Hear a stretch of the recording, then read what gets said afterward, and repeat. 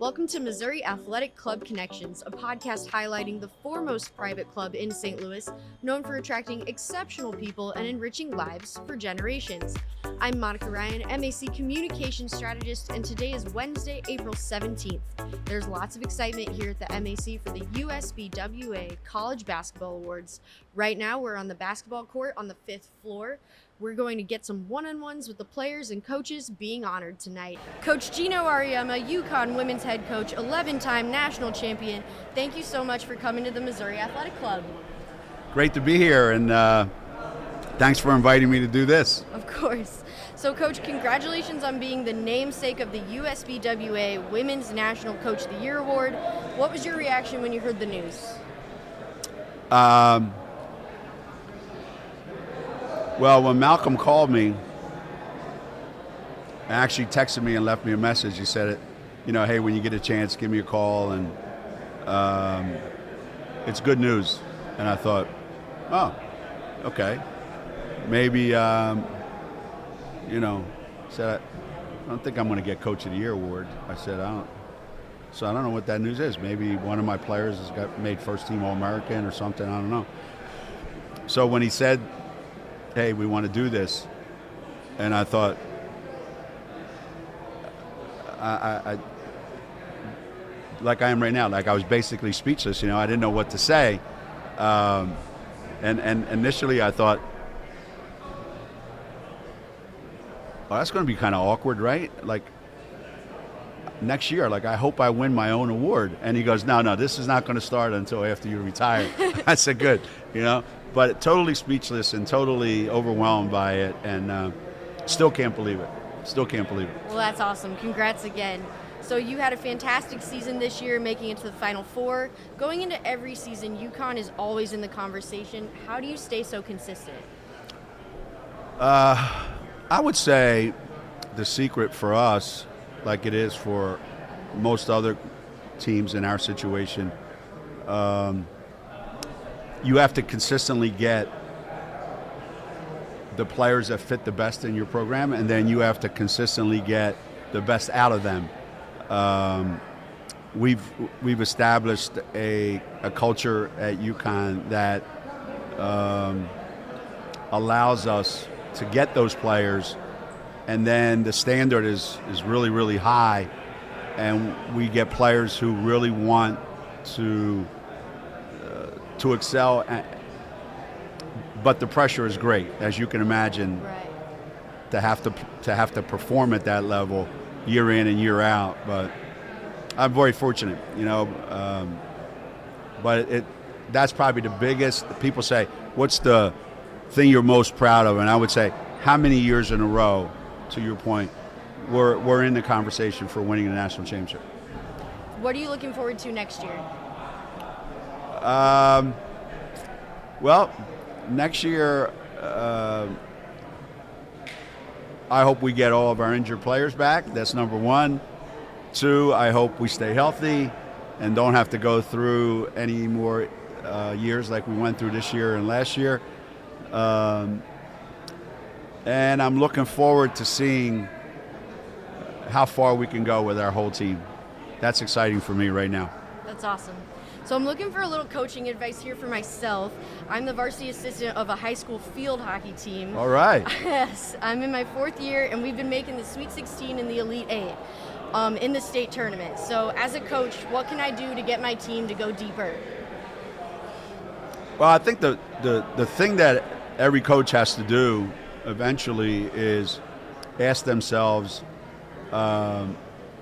realistically, what is holding us back? Are our players capable of going further? Or do we have to upgrade some talent in some places? Are we as coaches, are we doing a great job during the tournament to prepare us to go further? Do we as coaches instill that kind of confidence in the players? And this is something that I think coaches maybe don't do enough.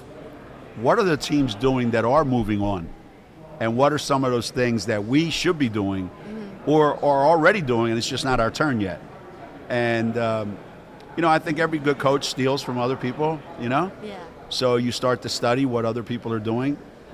But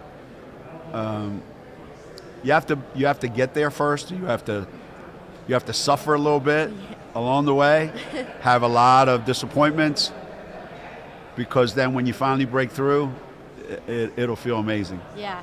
Reach the mountain. That's eventually, one day. That's right, one day. So finally, Coach, we like to do some speed questions around here. 1-word answers. You up for it? Woo! All right. Favorite pro team? Chicken, salmon. Oh. Favorite venue? You said protein or pro team? Pro team. Pro team. Oh, so it's not chicken or salmon. I would say right now, hard to say. Okay. Hard to say. Boston Celtics are one of them because I've grown attached to them. Favorite venue as a visiting coach?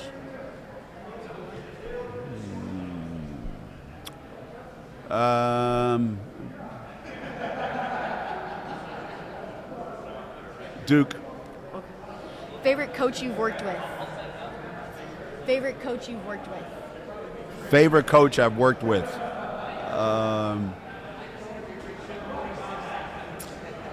Other than Chris Daly, my assistant, if she's listening, and I don't say that, she'll kill me. I would say Doug Bruno. Favorite pump-up song? Bruce Springsteen, No Retreat, No Surrender. Favorite post-win meal? Pasta and wine. Awesome. Well, you're going to get a good meal tonight. Thank you so much, Coach. Thank you. I appreciate it. We have University of Houston head coach Kelvin Sampson with us now, the Henry Iba Men's National Coach of the Year Award recipient. Thank you so much for coming to the Missouri Athletic Club. My pleasure. This is your second IBA award. How does it feel to win it again after nearly 30 years? Can't still believe I'm coaching after 30 years. It's kind of a wake-up call in itself. One of the things I love most about our program, Monica, is I have a great staff. All my assistant coaches are former players. They all work like assistants and they think like head coaches. They take a lot of responsibility for our program. I have great kids. We don't have any discipline problems. I think the only discipline problem I had with the team this year, we had one of our naive freshmen cell phone go off in a film session. Oh. That was it. What's the punishment for that? I usually run them. Got to do something, right? Yeah. I got to uphold the reputation. So I'm sure I got on him, but that kid was such a great kid that I felt a twinge of guilt. Not that much, but a twinge. Okay. And you're in great company as a second-time winner with the likes of John Wooden, Bob Knight, and Roy Williams, just to name a few. What's it like to have your name on a list with those guys? Doesn't seem real, because when you think of those guys, the one guy that doesn't belong in that group would be me. I coached against Coach Knight. I coached against Roy. Coach Wooden. When I was a head coach in the Pac-12, Pac-10, I was 31 years old, and the guy that was really good to me was Coach Wooden. He would come sit behind our bench. He'd get there like an hour before tip, and when he'd walk in, I would go over and sit and talk to him, and he was just so gracious with his time. I always tell you what a great job you're doing, even though you know you're probably not. But he would say you were. But he was just a class guy. So just to be listed with those guys, the kind of people they are, and the way they've helped so many young people over their lives is something to aspire to. So it sounds like John Wooden was kind of like a mentor to you. Is there anyone you're mentoring right now? I think my staff, the managers, the grad assistants, everybody in our program, they're always going to look up to someone to establish a tone and something that every day you can try to emulate, and that's our culture. The culture is how you treat other people. It's saying thank you. It's being on time. It's playing for something bigger than yourself. So those are the things that we try to teach every day, and in the process, we're also mentoring. So with a college coaching career of 35 seasons, you just keep earning accolades. How do you stay consistent? Well, there's three things that I try to do or get across to my teams every day is good practice habits. I think that's where teams are built. I think that's where they're born, is you have to learn how to practice the right way. And, one of the sayings in our program is there's three people that can never have a bad practice: the head coach, the point guard, and the best player. So I set the standard every day for how hard we're going to practice, and then I hold them accountable. And by doing that, we can create expectations for ourselves. But every year it starts over because your team changes every year, but our culture never changes. That's something that does not graduate. Do those seniors help those incoming freshmen lean into the culture? Absolutely. A lot was made about our first year in the Big 12. Well, we lost 4 starters from the year before. We lost the number 8 pick in the draft, Jarris Walker, the number 25 pick in the draft, Marcus Sasser. Then we had a kid transferred, then we had a kid graduate. So we lost 4 starters. And I was more focused on that. But the reason we were able to do so well with all those kids leaving is we have high character kids. High character kids usually hang in there when things don't go their way. They've been raised the right way. They got good parents. They either got a good mama, they got a good daddy, or they got a good mama and daddy. And it doesn't matter. But as long as you have somebody that's taught you how to handle a rough spot. But our kids know what they're getting into when they come to our program. And that makes it a lot easier because they want to be there. Good. So myself, I'm a high school field hockey coach. I'm still figuring out what works and what doesn't work for my group.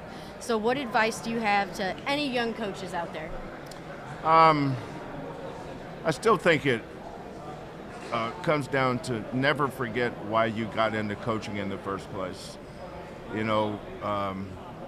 Whether it's fame, fortune, power. I was a head coach in an NAIA school when I was 24 years old. And the only reason I got that job was such a bad job. It was an engineering college. Had it been a good job, they would have never hired me. But it was good for me to have early failure because I learned what's important, is to make sure those kids are being developed. Make sure that we're giving them the right advice and that we care about their success. We care about their failures. We care about their personal development. That to me is the most important thing, is that don't get so addicted to winning that you make excuses for the reasons why you get in.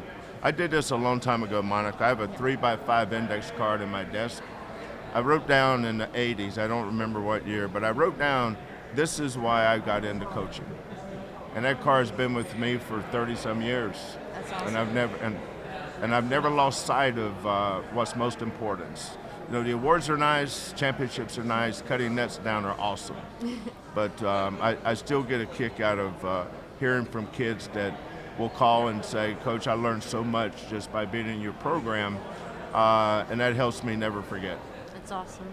So finally, Coach, we like to do some speed questions around here. Are you up for it? Yeah, let's do it. Your favorite pro team? My favorite pro team, believe it or not, Monica, was disbanded. It was the old Baltimore Colts in the NFL. Okay. My all-time favorite NFL player was Johnny Unitas. So he was my favorite football player, him and Jim Brown. They were old guys when I was just a little boy, but that's why I started following Johnny Unitas and the Baltimore Colts. Okay. Favorite venue as a visiting coach? Anyone we can win in. I would probably say the. I've coached in some of the. I've coached at Pauley Pavilion, UCLA. I've coached at Cameron Indoor with Duke, Kansas, Arizona. I think the one that's the most impactful would probably be Kansas. I think the history of their basketball program and the impact it's had on this part of the country is unparalleled. Favorite coach you've worked with? My son. He's my associate head coach in waiting. It's been the thrill of a lifetime working with him. That's awesome. Favorite pump-up song? My favorite pop-up song would be anything with Marvin Gaye. Okay. Favorite post-win meal? Favorite post-win meal would be Mandola's Deli, Ooh. right down the street from. What do you get there?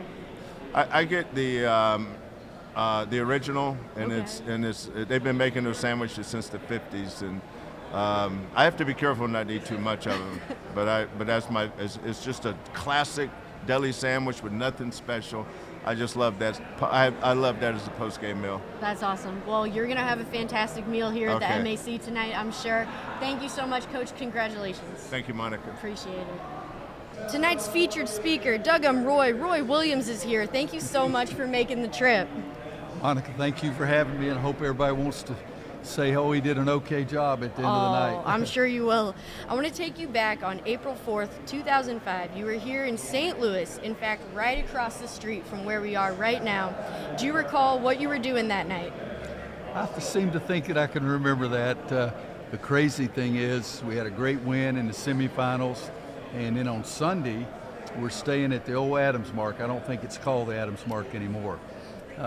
And I look out the window, and half of my team is down on the grass beside the arch throwing football around.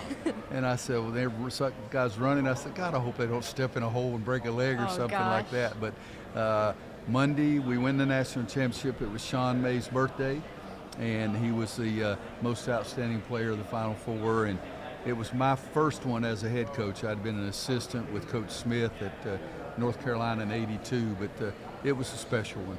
So after that first national championship, you weren't done. You won 2 more, making you one of only 6 coaches in history to win at least 3 national championships. As a coach, how are you able to take a new group of players and do it all over again? Well, I was very fortunate because I coached at North Carolina and Kansas, where they had tremendous basketball tradition and history, and that helped us recruit.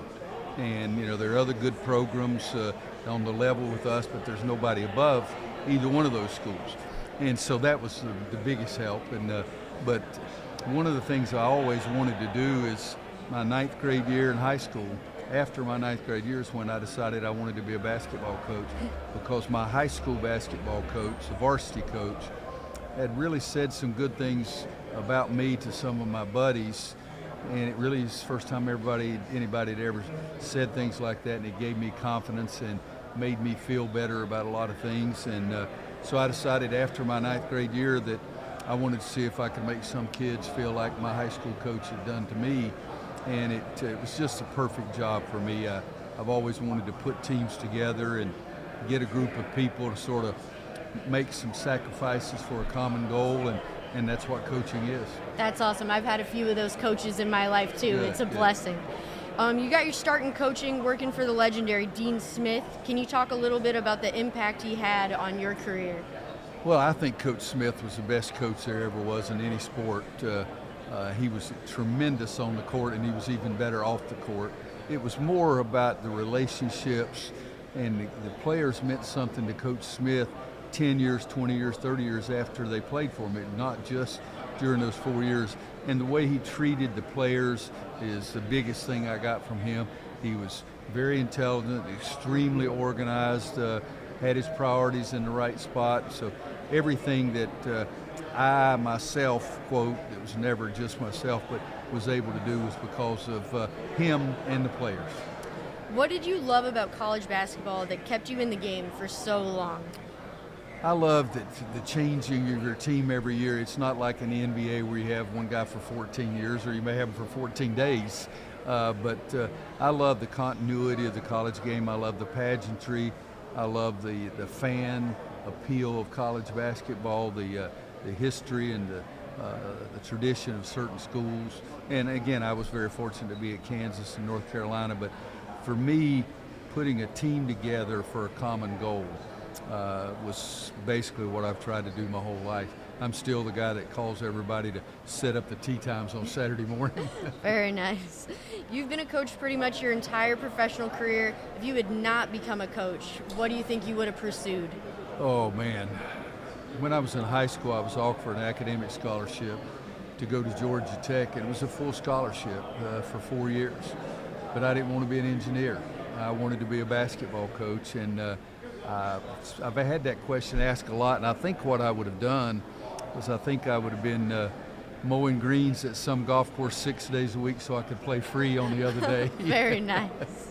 Now I heard that you play golf. You have played golf at St. Louis Country Club. Is that correct?